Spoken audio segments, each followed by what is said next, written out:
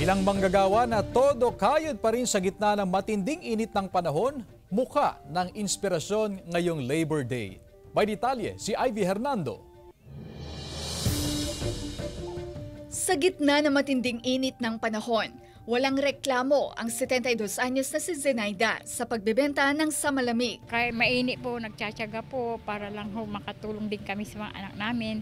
Abang malakas pa po, kung kaya namin magtrabaho pa rin po kami. Ang construction worker na si Marjon, wala ring tigil sa pagkayod para sa mga anak.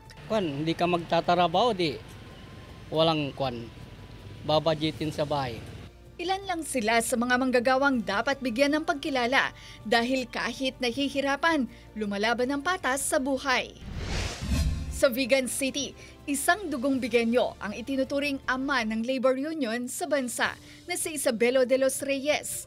Bilang isang mamamahayag, sumulat siya ng maraming artikulo na tumutuligsa sa mga praile, kaya siya ikinulong at pinatapon sa Barcelona, Spain.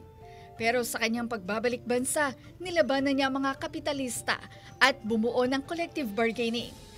February 2, 1902, inorganisan niya ang unang labor union na siyang nagsilang sa unang Labor Day celebration.